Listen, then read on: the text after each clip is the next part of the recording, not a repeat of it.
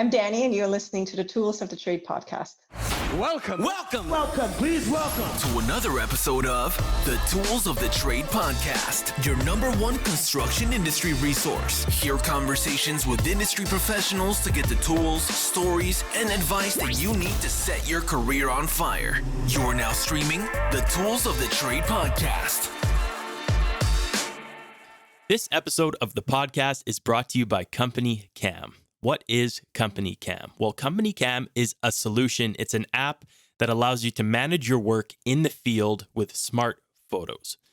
Every photo your crews take at a job is automatically organized by location using GPS and instantly synced from the field to wherever you are, and it is organized by project and further by tags and all sorts of other amazing things that you can do.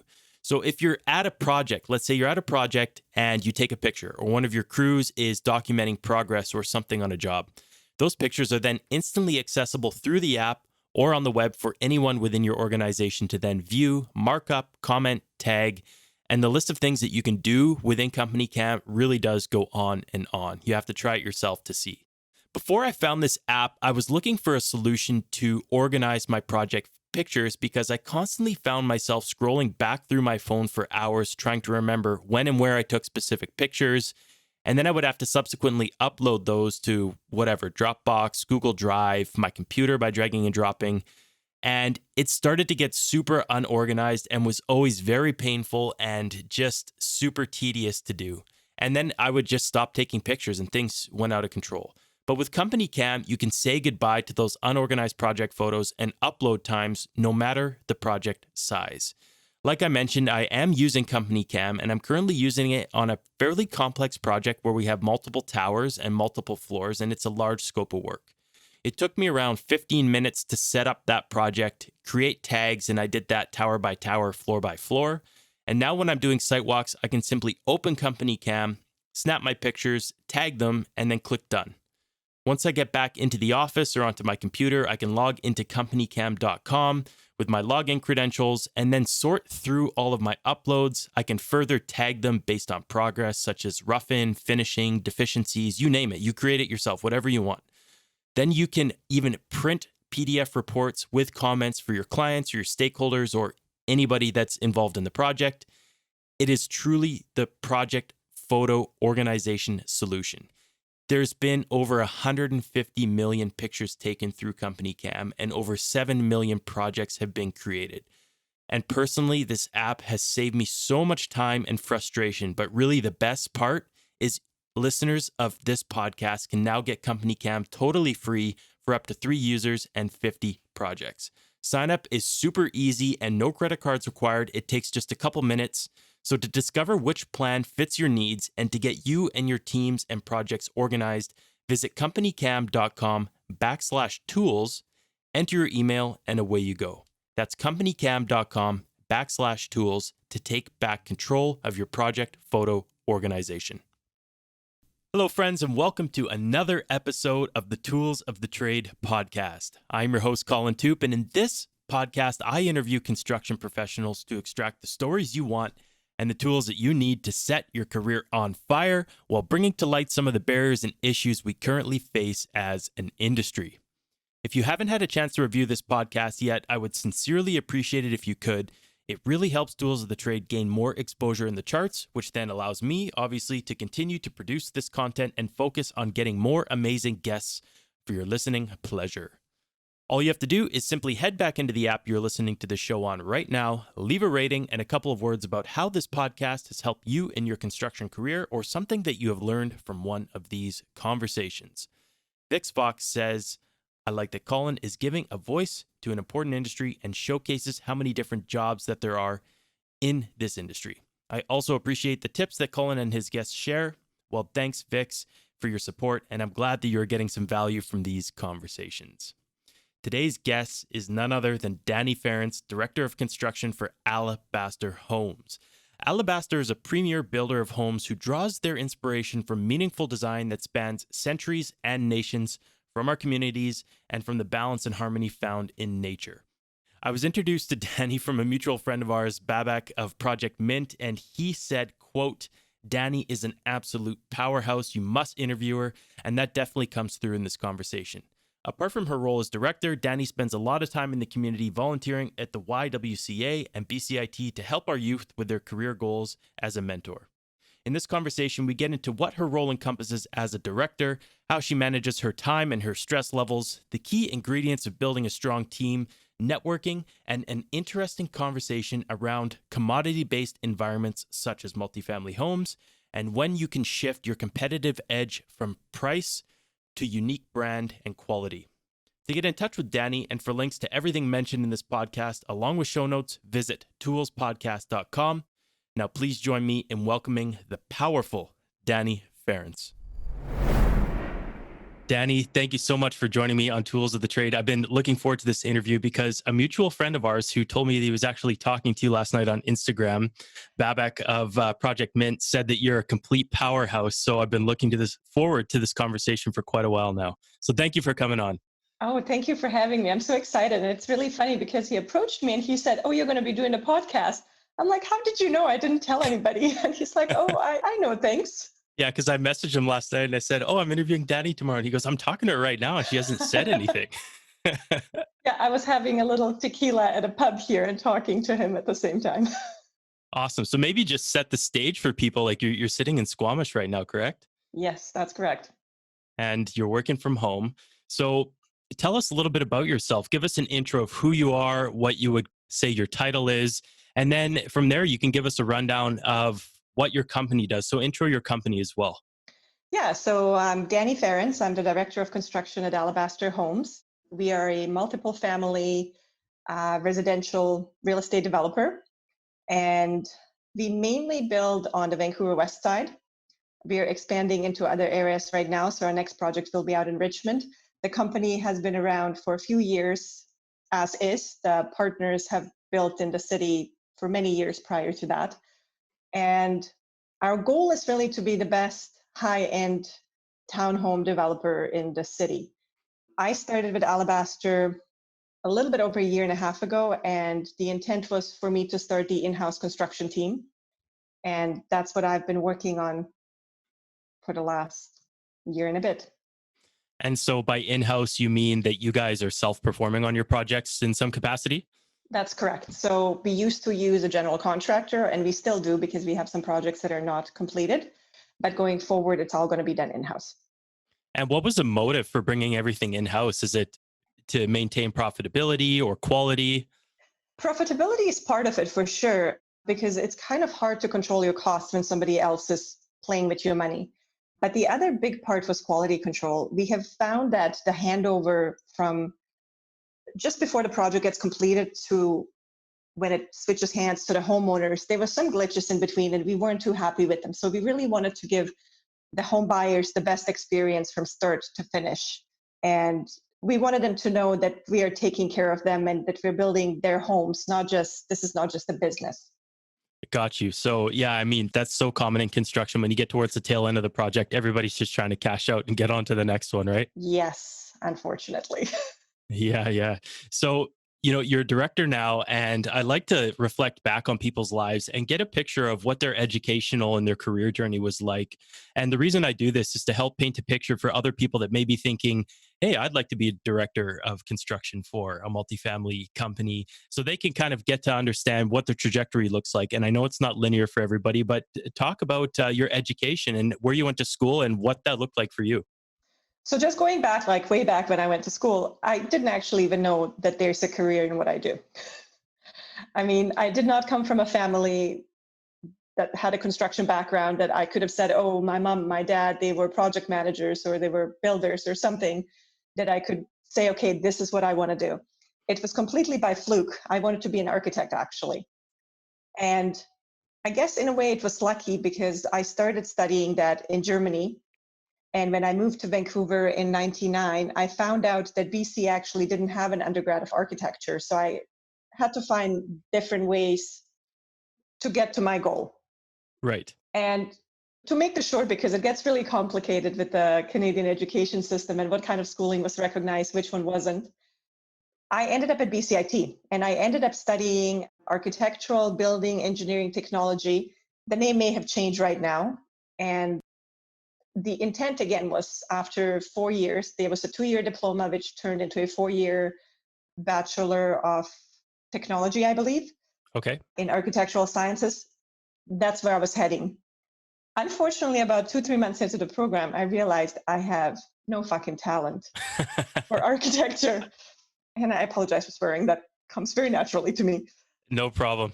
In Germany and in Europe, actually, most countries, architecture is a science degree. It's not an arts degree. In Canada, it's an arts degree. So I majored in math and physics.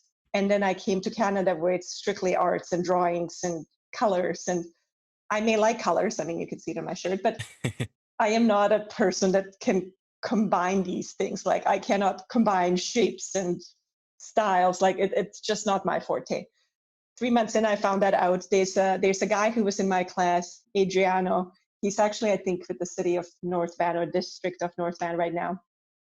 I sat next to him and I looked over at this little design project that we were doing. And I literally had a square box that was finished with brick. So it was boxes within a box on a box. Like it was just very square. Yeah. And I looked over at his drawing and he had, there were trees, there were shadows, there were cars, there were people. And I'm like, what the fuck? Like, I should not even be in this class next to this person, let alone pursuing the same career path as he wants to do. So I had to figure out what else am I doing? I mean, I was broke. I was eating rice and ketchup to keep myself in school, working 3 part-time jobs. Wow. And so bailing was not an option. I had to figure out how to finish that. And lucky for me, there were 3 options that I could choose at the end of the schooling. I mean, there was the architectural option, there was building science, and there was construction economics. Because I did not know what direction exactly, I didn't know what options they were for career choices after. My choice was based on most amount of free time so that I can do my jobs and complete the schooling. So I chose building science, actually. Building science offered a free Wednesday every week for labs, as they call them. But for me, it was like I can put in a few work hours in there and get some cash. Right.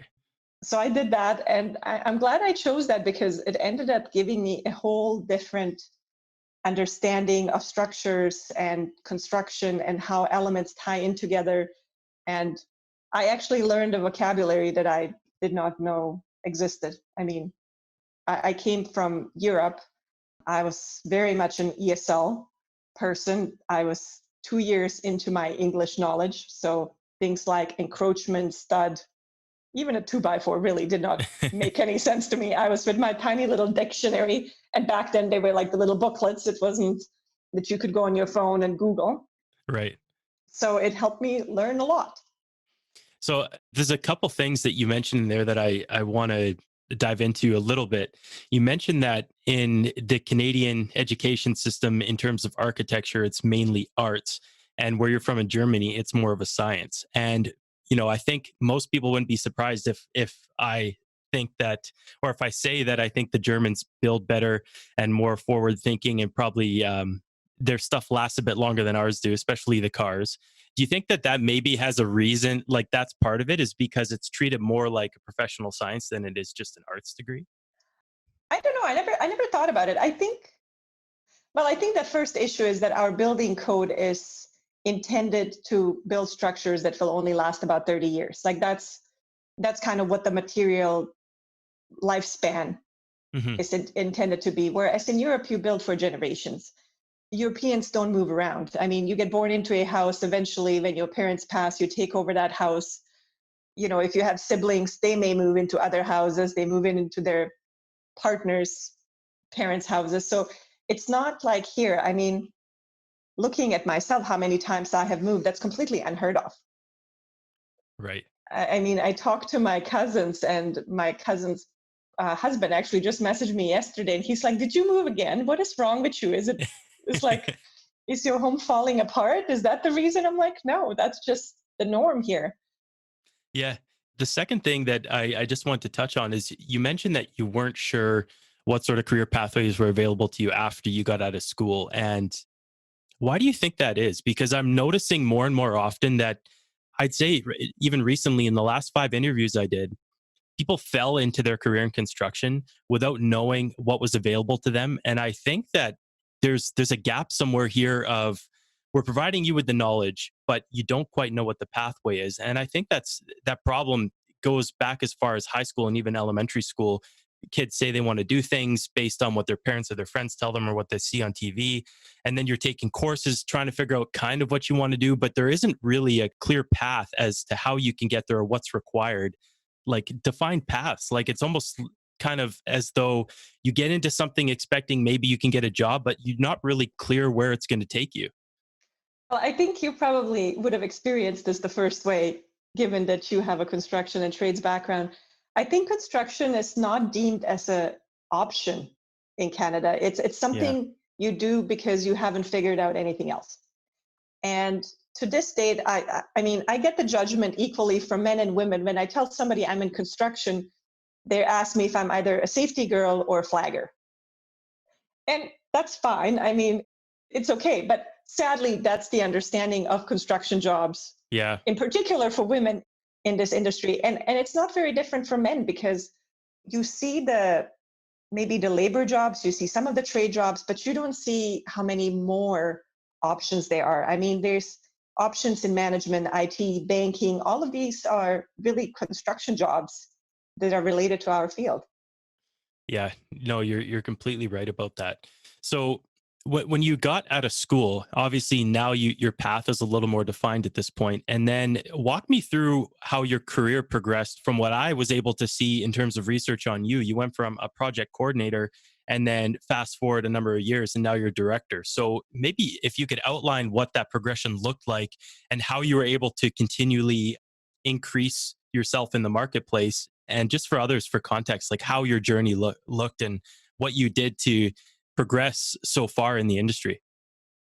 I fell into it. Like, as you mentioned, like a lot of us, we kind of fell into it. I was actually, so right after school, I was hired to work for the city of Vancouver before even graduating. I did my practicum with them. They hired me on. It was a good experience. I don't think I could have learned building code better anywhere else than working for the city. Maybe for a code consultant, but it was really the perfect way to learn. For somebody who came out of school and had no money, they paid for additional education. I had great benefits, great pay, and it was a very safe environment to be learning. A lot of that German blood and a lot of that produce and push and keep doing, Yeah. which doesn't always work for all unions, I feel. So I was pulled into the manager's office multiple times because I was helping too much and I need to slow down. And Wow. so I decided it was time to try something different. And at that point in my life, I wanted to actually move to Australia. I figured I'd like to live somewhere really hot. I don't know why I chose Australia. There's literally no other connection to it. Well, I told my boss that at the city of Vancouver. He was really cool. He said, that's actually a great choice. He said, like Sydney building code or the area building code is somehow based on the Vancouver building code because they have similar seismic requirements. And he said he could connect me to a few people, but I need to get out there. So I flew out to Sydney, Australia, and I interviewed with a bunch of people. I was there for 2-3 weeks, I think. And everybody out there told me that I would get actually a better starting wage if I came back here and with the experience that I already have, got some maybe 1 year of site experience so that I have a more well-rounded experience. Yeah. And so I came back, and back then, not to age myself, but MSN Messenger or ICQ or one of those things was a thing back then.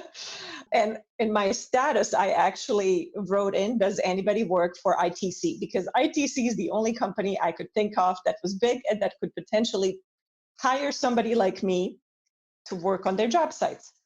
One of my former classmates reached out to me, and he's the VP at TeenShare Developments. And that's actually the company that both of us kind of started our careers in. He reached out to me and he said, like, why are you asking for ITC? So I said, I don't know. That's the only name I could think of right now. I'm like, ITC or LetCore. And I figured I'll pick the bigger one that appeared bigger to me at the time. Right. He said, well, I just started working for a developer out of Richmond. I've been here for a few months. He says, they have never missed paying me yet. So that was actually a bar. And he said, he treats us really nicely. We have some developments coming up in Surrey, and we just fired our general contractor. We're going to start doing in-house construction. And we're just about to fire our CP, certified professional. They're the people that basically act like the city on the behalf of the builder or developer. Got it. So we're in a pretty bad spot. And he's like, I feel like your experience with the municipal process and your code experience and the fact that you want to be on site so you can fast track a lot of these things and help the site crew would really benefit us. Would you be interested in meeting him? I'm like, absolutely. I'm like, I'm in. Ryan scheduled an interview for me, and I met the owner of the company, Charan Sethi. And I feel like we talked for a couple of hours probably that day, and I don't think any of it had really to do with work that much. It was really more of a personality fit. I accepted the position. I had actually resigned before I even came back to the city of Vancouver. So I did this interview the following day. I got a position. I started the following week, and I didn't tell him that I was going to go to Australia in a year. So I did not tell him that there was an expiry to this. Right. But the thing is, I got to the site, and you can imagine my family with all of this, telling them I'm quitting a government job, a union government job that pays really well, to go work for an Indian developer, to be on a site in Wally in a trailer. They shook their heads. My mother was just, what's wrong with you? Like, women do not belong on construction sites. And have you been to Wally? And I actually hadn't. So I didn't know what to expect in Wally. Right. She said, like, you're making a huge mistake. Well, my mother was very wrong. And it ended up being the best experience of my life. And that company and that entire crew, that entire construction team, I love them dearly. And I'm still in touch with everybody there. I fell in love with construction. I fell in love with trades. I fell in love with that lifestyle. And then as the years progressed, it just opened up so many doors for me. In particular for women, I mean, effectively, I've really just had 2 years of post-secondary schooling. Like, forget all the other stuff that I've done additionally, but I went with a 2-year BCIT diploma to talking now, I don't know how many years later. I am financially, emotionally, physically set in every way, shape, or form. So that's kind of how it progressed. So that led you to a few more organizations, and then you've just continued to climb. And then I see this in-house construction trend, which obviously, did you get headhunted by Alabaster because of your specialty? Is that what it was? That's actually a really funny story. And that's why I believe it's fate that I'm at Alabaster. Okay. The headhunter who actually headhunted me for the position, I've known her for many years. And I'm very well connected in the industry. And I met Christina, I think, through a mutual friend. We actually had never worked together, but I met her through a mutual friend, and we connected quite well. And so she became a really valuable work connection.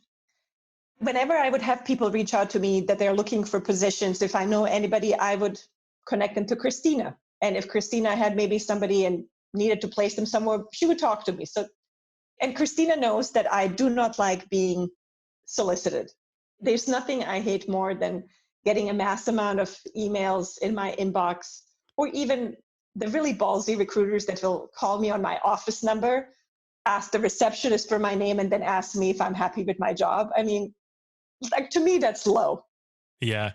So Christina knows I'm not interested and to be approached that way. So one day when I reached kind of my end with the last company that I was with, I called Christina up and I said, Christina, this is not working out for me. I'm really not happy. Is there anything you can do for me? And Christina goes, she's like, oh my God. She's like, I had this position on my desk since the summer probably, so about half a year. The first person I thought of was you, but I knew I couldn't approach you. I'm like, okay. She's like, they're a small developer, personality-wise, they're exactly what you're looking for.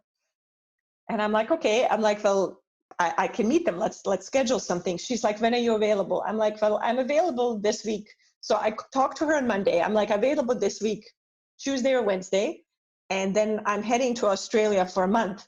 So we can schedule something when I get back.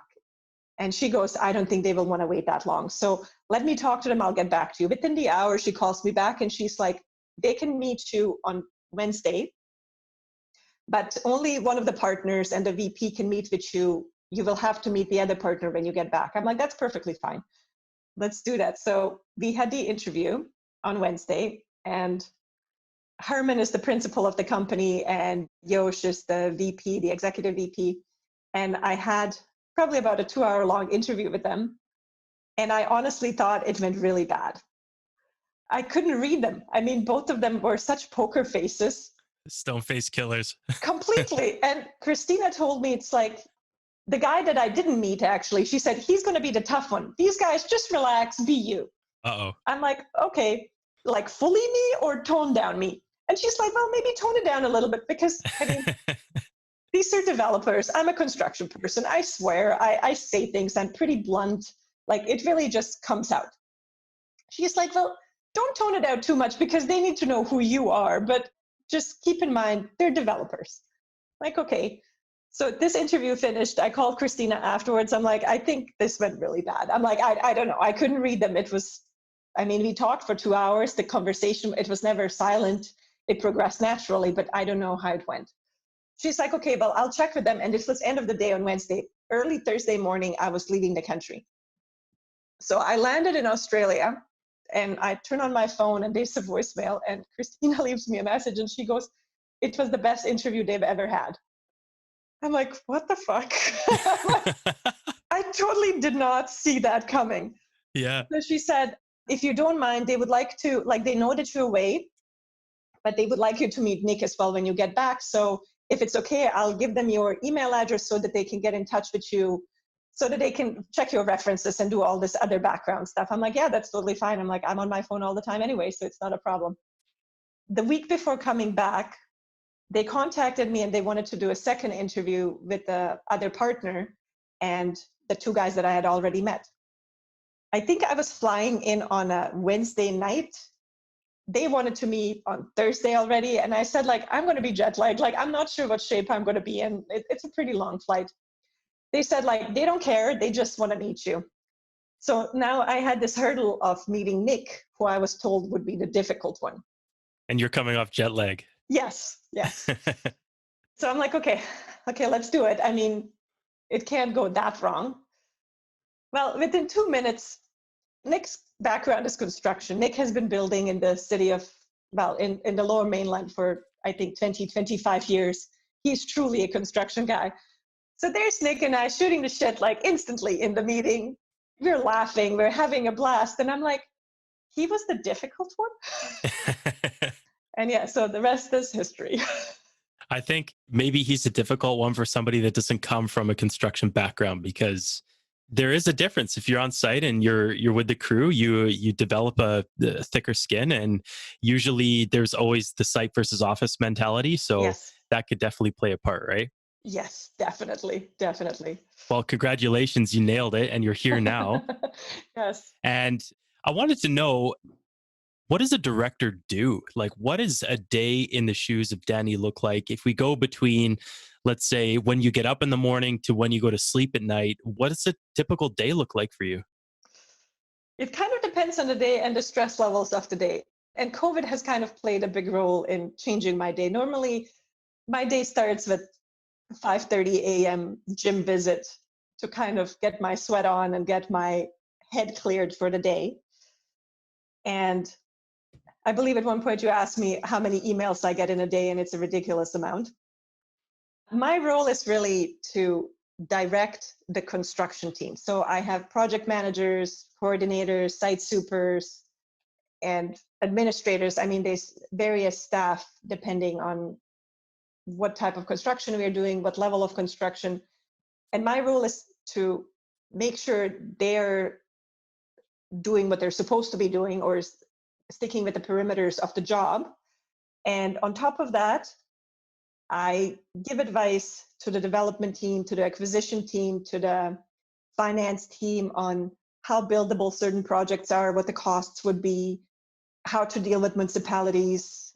I help guide consultants so that we get good drawings once we start construction. Mm-hmm. That's the high level of my job. Yeah, I'm sure there's a lot that goes on in between. But speaking of COVID, so Hmm. you're working from home right now, and a question that I've been polling a lot of my guests on the podcast is, what have you noticed, something that changed? Like, how has your business changed during COVID? Is there anything that you've learned since dealing with COVID that you will be trying to keep in place going forward once, like in BC, it's you guys are pretty much open now, and you Yep. in comparison to Ontario. But is there anything that you guys learned from slowing down a little bit and working from home that you think you're going to adopt for the long run? Well, we didn't slow down. I think that was the first thing that all of us really expected, but I think it got much busier because simple things like a question about will this door be white or gray turns into a meeting. It's not just somebody knocking on your office door and asking you, it actually turns into a meeting, which means you have to schedule in your calendar and then you're sitting there waiting for it. There's always technical issues. So I am in video calls for probably a good 6 to 8 hours a day. I think a lot of this could be eliminated if we were in the office environment where our office is actually built for collaboration and working together. So that's the first issue. The one good thing about this, though, we did actually figure out that some of the meetings that would take a lot of consultant time in particular and bringing people to the site and paying for their travel times, and they can be done by video and they work quite well. So I think that's the positive. And we have been relying a bit more on technology, which is also a great thing. I think a lot of us have not really been using technology to the fullest, especially in construction. Like, we're an ancient industry. Construction doesn't change a lot. We still That's like right. our pen and paper, and I still get laughed at it. I have a notebook that I bring along. And so a lot of that stuff has improved, I think, our day-to-day workings. How about from a constructability standpoint? Have you guys had to put in extra PPE protocols or safety protocols on site? Yes, on site and in the office, actually, because our office, even though our office hasn't reopened yet, we have an increased access as of this last month. There's definitely additional protocols. I mean, Alabaster was great. They purchased like a box of 50 masks so that we can, if we do have to come to the office or if we have any site visit that we have to do, that the PP is there for us. Hand sanitizing, station sanitizing. So all of this stuff is new. The way we walk in our spaces, the way we function in general, everything has been touched on by this and changed. Yeah, it's interesting. I was meeting, so there's been somebody that I've been communicating with over email. He was a supplier of ours the other day, and he came to site for the first time since I was corresponding with him. And the first thing we did was we went in for a handshake and we stopped like 2 inches from each other. And then we were both kind of like, yeah, we should probably not do that right now. Oh my God, Colin, that's probably been the toughest part because I'm a hugger. And, majority of people that I work with, especially my trades, I've worked with them for 10 plus years. Like, they are my extended family. And meeting them and not being able to give a hug, it's probably one of the toughest parts. Yeah, no kidding. No, I feel the same way. And it's gonna be interesting to see how people respond to this when we're all the way back open. If there's all this like pent up energy and the bars are gonna be crazy, I'm not really sure. Well, the bars are open already here. I mean, I was at a bar last night having my dinner, talking to our mutual friend there. But it's not, I mean, because occupancy has been limited to 50%, I don't think you can experience anything crazy. It's just Fair switch enough. cars. Yeah, but it's great. Cool. So the next kind of part to this podcast is where I typically, now that I've got your background, there's some specifics that I want to try and dig for and pull out in terms of tools and stuff that people can action on. And a lot of this comes from personal experience and things that I'm grappling with. So it's kind of a bit of self-help. But the first question I actually have for you, which is a little complicated, and it comes from a good friend of mine by the name of Greg Manning, who I've had on the podcast as well. And he actually worked for Ani. So he was in the development space as a PM. And when I told him you're coming on, he said he was following your, I believe it was Oak and Park. Okay. So he was following the build, I guess, from the street, just looking at it. And he loves development. He owns a few properties that he's developed himself. So he wanted to know, when you're competing in a commodity based environment, you always have to be innovating and keeping a competitive edge to keep up and sustain profit. If profit is your only competitive edge, that's obviously going to demand for more from your workers with tighter constraints. So when do you think you can shift to creating a unique brand and product so that you can separate yourself from the race and start building on your own terms? Well, I think pricing is not really what we're going for. We're going for the customer service, for the quality, for the family feel. That's what Alabaster is about. And one of the really interesting things for me was when I got on board is Alabaster has been selling all of their projects from their office. And I originally thought that was really weird because majority of developers like putting their sales centers away from their offices because once they shut it down, they want to shut down the door and that's it. That's right. Then you have the phone call if you need to talk to the developer, which you generally don't, or you have an email address and that's how we keep the distance. Alabaster does exactly the opposite. So they bring absolutely everybody into their office because they're selling this feeling. You're becoming part of the family, and that's really what it is. Our edge is really building for families, building homes, not selling units. Yeah.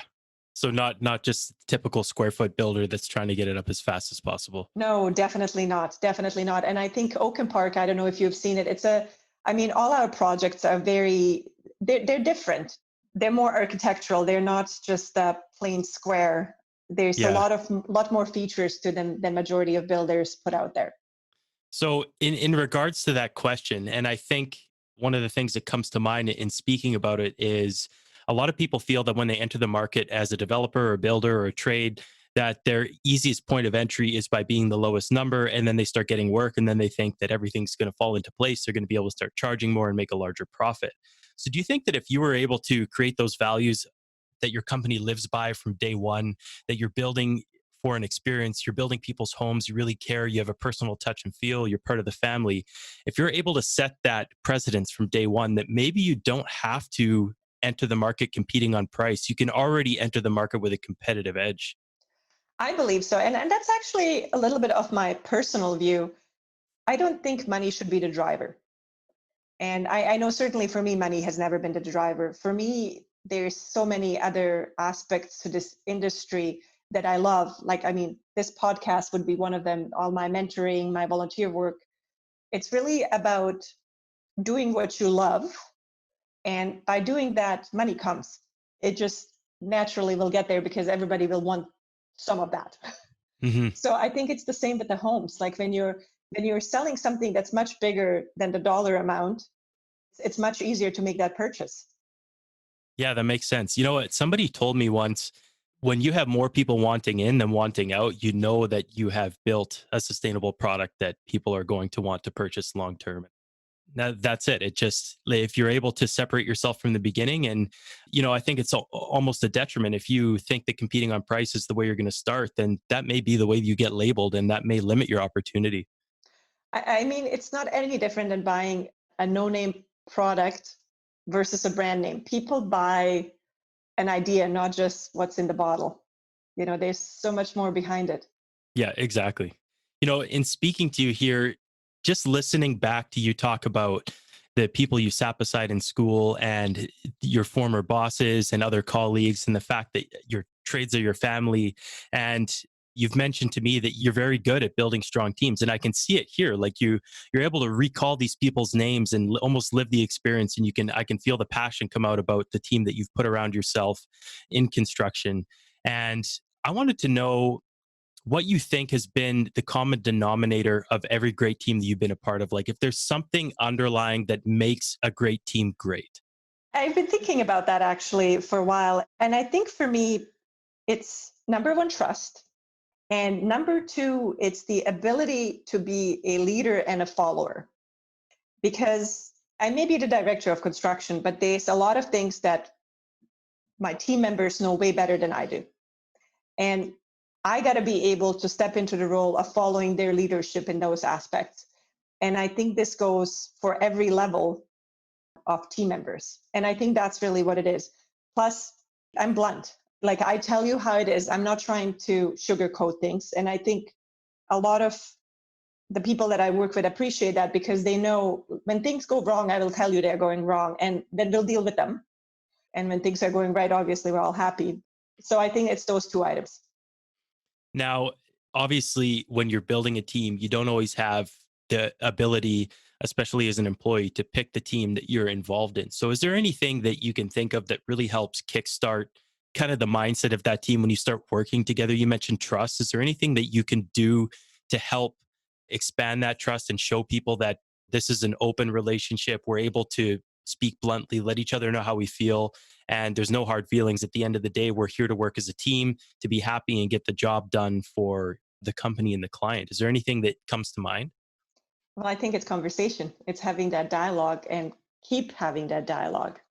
Like you mentioned, like nobody will know these things unless you tell them, Right. unless you just say it. And I keep saying that. That's basically, especially for my team, and when people get on board for the first time, and I'm busy, I'm running around, my schedule is always booked up. But I always tell them, if you need me, you need to stop me. And like, it doesn't matter what I'm doing. Like, you can stop me for a second and just say, I really need your help here. Can we talk? When can you squeeze me in? I'll always find time. It may not be instantly, but they need to know that they can stop me anytime. Yeah, almost like an open door policy. It's Oh, you can definitely. come speak to me. Yeah. Definitely. I think that's huge. And I think one of the things that I've noticed in my career is, I guess it's kind of like what's going on with COVID. If your company or your organization or whatever you're a part of isn't giving you the latest information as to what they think is going on and how they can protect their employees, you start making assumptions. And the Hmm. same thing I notice happens in teams. If your leader or whoever you're on your team with isn't having open dialogue with you, it leaves a lot of interpretation to questioning your own ability. Am I actually doing this right? Is this person being blunt forward and maybe a little upset with me because I'm not doing a good job or because I didn't do something right? And then you start formulating all sorts of things in your head, and then you start to wonder if people are on your side. And I think you're right. Like if that communication is there from the beginning, then it's easier for people to know where they stand with you, and that helps put their mind at ease so they can just focus. Yeah, you have to speak with intent. I mean, why would I waste everybody's time sugarcoating something and talking metaphorically?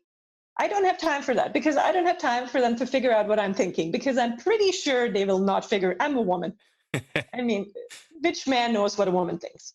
So there's no time for that. Like, I'm going to tell you what I need, and you do the same for me. That way, we're not wasting time on any bullshit. Like, we're getting straight to the point, and that way the job can get done. Our assets are protected, and nobody's getting hurt. Yeah, absolutely. And to tie into the team building thing comes to the relationship. So you've mentioned that you have a very large network in construction. We probably know more than just one or two people in our networks that are connected. And one of the hardest parts for me, and then I think a lot of people, is maintaining a network, being able to keep those people in your pocket, but not in a way where it's like you're keeping them there in case you want to sell them something or you need them for something, but just in a way to maintain amicable relationships with your network and to keep them front of mind, and it opens doors and opportunities. And do you have any advice on how you can maintain relationships and contacts with such a large network? Honestly, I feel like I'm in my head a lot. So when I'm driving, when I'm doing things, like I wander off and I get lost in my head. And quite often I will think about people. So when I do that, I pick up the phone, either call or text, just thinking about you, how you doing. That's really all that it takes, very frequently. And then LinkedIn is a great tool. And I remember when I first started using LinkedIn, somebody told me it's not Facebook. Yes. Don't use it like Facebook. If you make a connection, well, thank that person for the connection, number one. But number two, maybe ask them a question. Ask them a question about something you have seen on their resume on there, because that way they will be able to differentiate you from the other, I don't know how many thousands of people they have on there. Because if you go into my profile and you see, oh, you have done an industrial stint, why did you do that? I will remember, oh, Colin was the guy that asked me that. It's not just going to be another hundreds of people that I've just clicked accept on. Yeah. Yeah. And it's not one of those people that you think may have good intentions until they send you 6 paragraphs and a link. Click here, and it's only $6.99 to join my sales mastery course or whatever it is. Oh, you joined the same course. I did as well. Yeah. You know what? I don't blame those people, because I think in business in general that a lot of people are looking for the quick sale. And in our generation, or my generation at least, I was born in '89. I'm used to, for almost half my life, being able to get whatever I want, especially now with the click of a button. And when you start a business, you think that, a lot of people take the short term outlook. They think, I'm just going to be able to go and do a mass marketing campaign on LinkedIn by connecting with people, and I'm probably going to get like a 5% success rate. But if you were to maybe take a long term approach, you might get a 30% success rate if you focused on the relationship aspect first. And then somehow that comes into the conversation over time. Yes, absolutely. Like I agree with you.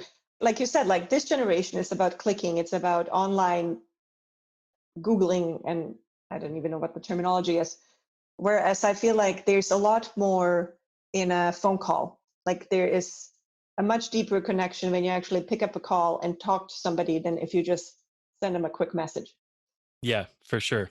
So, with your career and being a director, being involved in development, which is no easy task, and you have tons of business units and stakeholders and people that you're managing at all times, I was curious how you actually manage your time to stay efficient, because in a world full of distractions in 2020, it's very hard to stay focused, especially in a position like yours, where not only do you have the societal distractions, but you have so much going on at work. So, what do you use to make sure that you're not missing things? Do you have any tools that you typically deploy or anything like that, or is it all up here?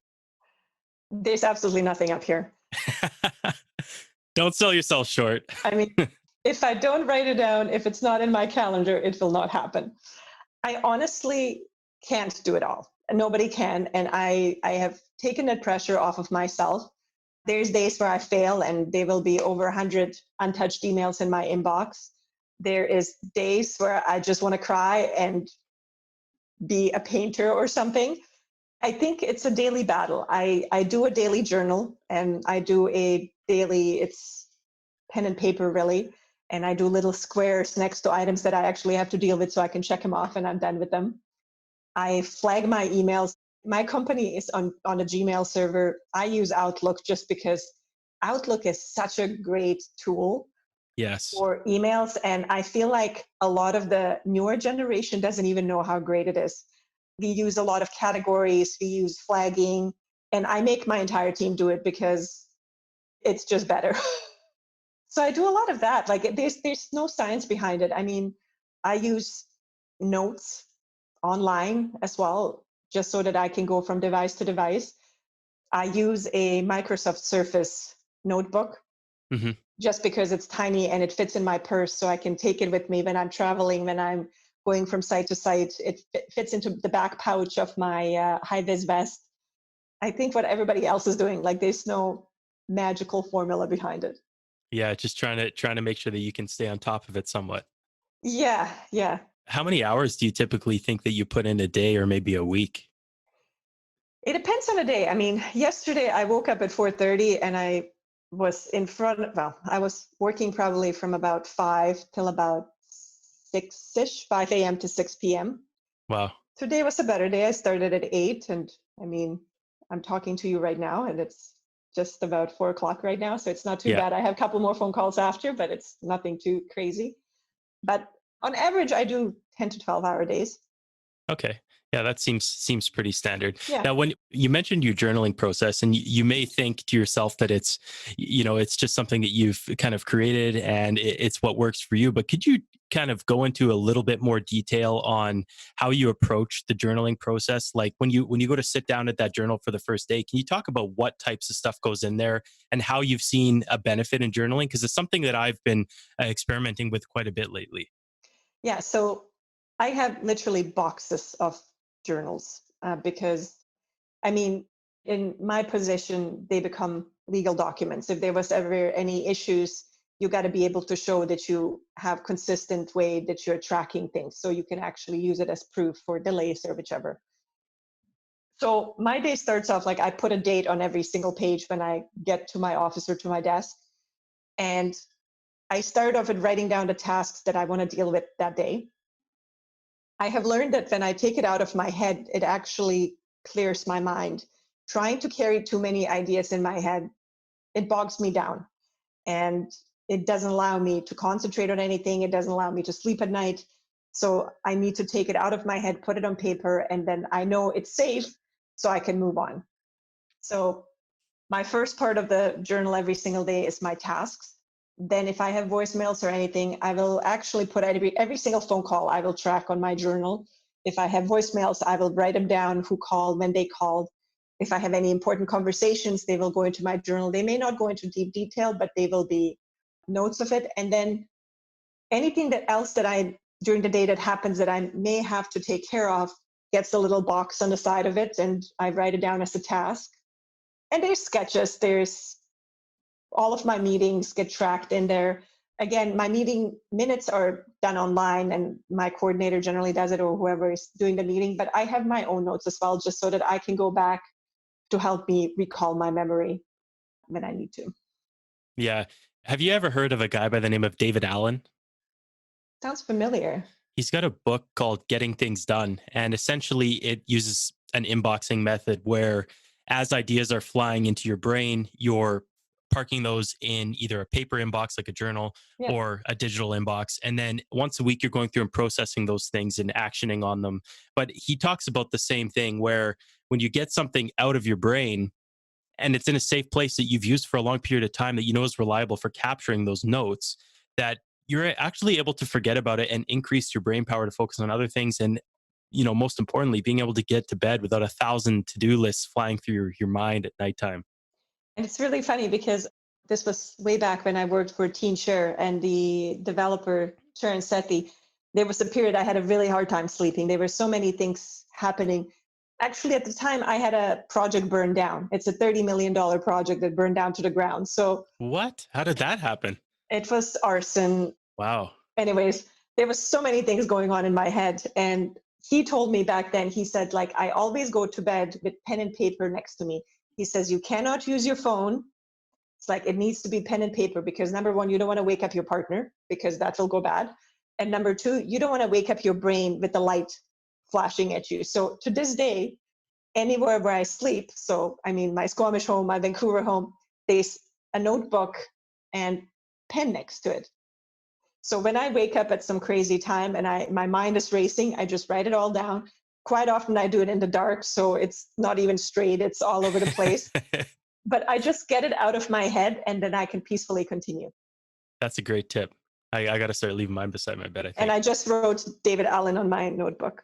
Yeah, check it out. The GTD method. He's got kind of a cult following for his process, but I use an application called Todoist, which is inboxing. But I'm digressing. I can show you later. Yes, definitely. So doubled with trying to manage all of these inputs, such as phone calls, emails, and everything else. What are your stress levels typically like? And when you start to notice that you're getting overwhelmed, how do you manage that or bring yourself back to baseline so you don't approach a burnout? Well, I remind myself to be kind to myself because I think my stress tolerances are pretty high compared to a lot of other people just because of the job that I'm in. Mm-hmm. I was telling my team the other day, I'm like, when something is going wrong and it's costing under $1 million, it's not a big deal.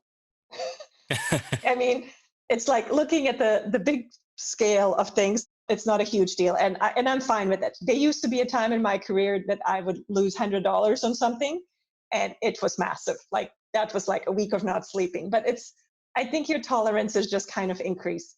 Yeah. I'm stressed a lot of days. That's where the workout routine comes in place. I feel like establishing a good workout routine or meditation, whatever works for whoever has the issue, establishing that and keep doing that helps you shake some of that off. I know, and I was just thinking on Saturday, actually, I was sitting on the couch and I was grinding my teeth. Like I could feel them clenching. And I'm like, okay, I'm stressing over something. And I had a meeting on Monday that I knew would be a stressful one. So I was already getting to that level. I just have to remind myself, as long as nobody is dying, it's not an issue. I mean, there's nothing I can do about so many things. Yeah. I can be there. I can guide whoever is going through it or myself, but I can't eliminate a problem necessarily. It's construction. Shit happens. We're trying to get through it as smoothly as possible. You will never get rid of every issue. And I need to maintain a stress-free look at least, so that my team doesn't get stressed out. And they very often ask me that I'm never stressed. Why is that? I'm like, I am stressed. You just don't see it. Years of practice. Yeah, exactly. Years of practice. I find outlets outside of work that let me just get it out. Yeah, it's funny because if you think about construction, especially if you're doing a vertical build or a multifamily build, you're literally taking an empty piece of land and between thousands of people, you're trying to put up multiple units or a huge office. And then you're expecting that you've got to be like down to the penny in terms of budget.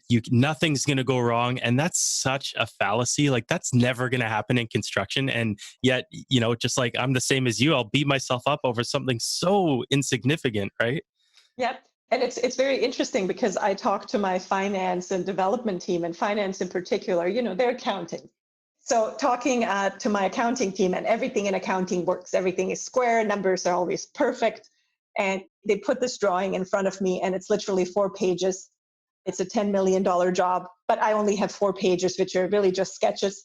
It's like, can you give us the exact amount? I mean, it's okay if it's within $1 or $2, but we need the exact amount. It's like, how? It's like, it's impossible because there's so many things that are at this point not even figured out. Like, I don't know what the pricing will do 2 years down the road. Yeah. I mean, if we're taking 2 years back, would I have known that they would be COVID? No. Would I have known that the borders would be shut down and I couldn't get products across? No. Like, none of these things, like, you can't really predict them in the future. And a lot of people that are not in construction, they have such a hard time understanding that. Yeah, no, you're totally right about that.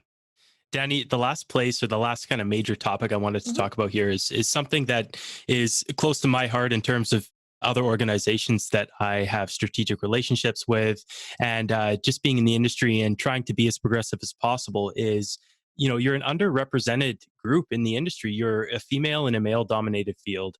And, I'm sure that it hasn't been easy as you progress. You started quite a number of years ago, and things have obviously changed over time. So I wanted to know 2 things. The first thing is, have you seen the culture of the work landscape in construction change from where it was when you first got in to where it is now, and what your experience has been like being a female in the industry?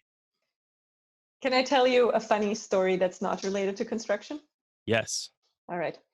This will kind of make sense then out of my experiences. Okay. Few years back, I was in the car with my dad, and I'm driving.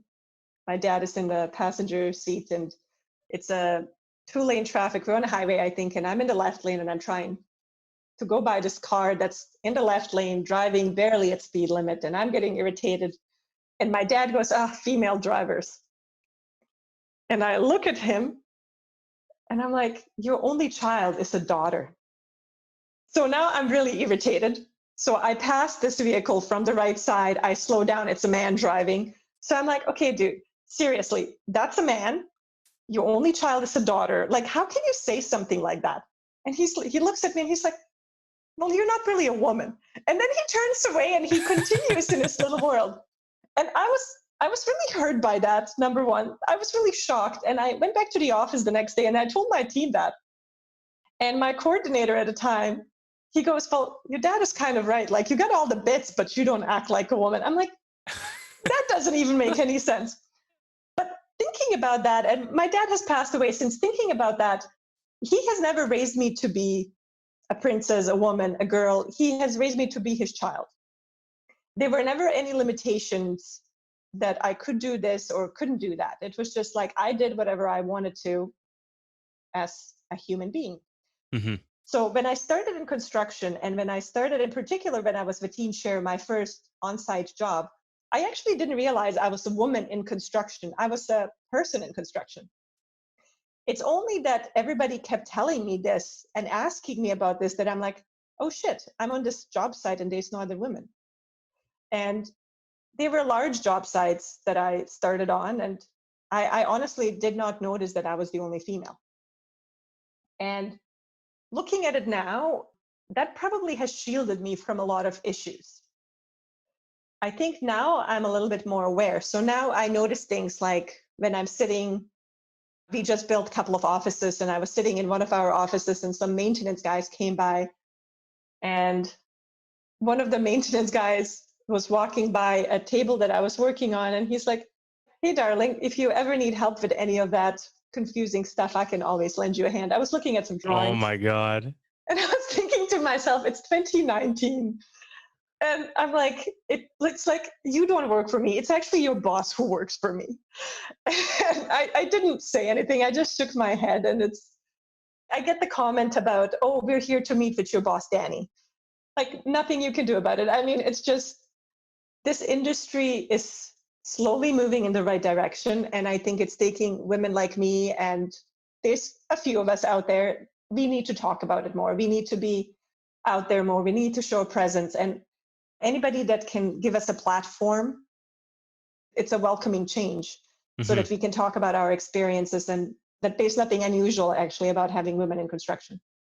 Yeah. Would there be any one or two pieces of advice you would lend any young women that are either on the fence about getting into the industry or in there now and are maybe having a hard time? Well, my advice is get into it, because it is a great field to be in. And number two, don't let somebody else put limitations on you. I mean, if I can do it, anybody can. At the end of the day, it takes hard work. I'm not going to lie, but I don't think it's any harder for me as a woman than for a young man starting up. It's a tough industry, but it's very rewarding. Yeah, that's for sure.